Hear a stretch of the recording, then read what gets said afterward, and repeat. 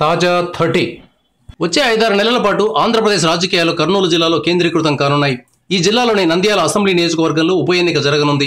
ఇక్కడ నుంచి ప్రాతినిధ్యం వహిస్తున్న భూమా నాగిరెడ్డి గుండెపోటుతో మరణించడంతో ఇక్కడ బై ఎలక్షన్ అనివార్యమైంది. సాధారణంగా సిట్టింగ్ ఎమ్మెల్యే చనిపోతే వారి కుటుంబ సభ్యుల్లో ఒకరిని ఏకగ్రీవంగా ఎన్నుకుంటూ ఉంటారు. కానీ నంద్యాలలో మాత్రం అలాంటి పరిస్థితి ఉండబోదని ఏపీలో ప్రతిపక్ష నేత అయిన జగన్ ప్రకటించారు.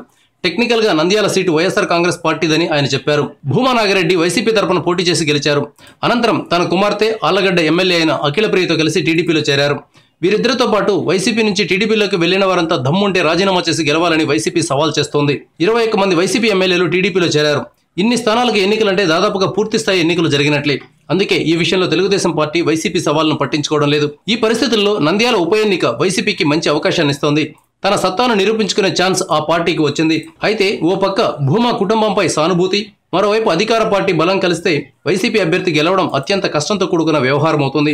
అయినా సరే వైసీపీ చాలా ధీమాగా ఉంది. వైసీపీ ఎవరిని అభ్యర్థిగా దించుతుందనే దానిపై ఇంకా ఎలాంటి సమాచారం వెలువడలేదు. కానీ టీడీపీ తరపున 2 పేర్లను నంద్యాల ఎన్నిక కోసం పరిశీలిస్తున్నారు. ఆ ఇద్దరిలో మొదటి పేరు భూమా నాగిరెడ్డి రెండో కుమార్తె అయిన మౌనికారెడ్డి. భూమా కుమార్తె అయితే సానుభూతి బాగా పనిచేస్తుందని టీడీపీ వర్గాలు భావిస్తున్నాయి. అందున మహిళ అయితే ఆ ప్రభావం మరింత ఎక్కువగా ఉంటుందని భావిస్తున్నారు. ఒకవేళ మౌనిక కాదనుకున్నప్పుడు ఎవరిని బరిలోకి దించాలి అనే అంశాన్ని కూడా టీడీపీ పరిశీలిస్తోంది.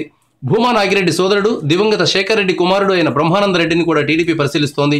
ఈ బ్రహ్మానందరెడ్డి మాజీ ఎమ్మెల్యే కాటసాని రామరెడ్డి అల్లుడు కావడం మరో విశేషం.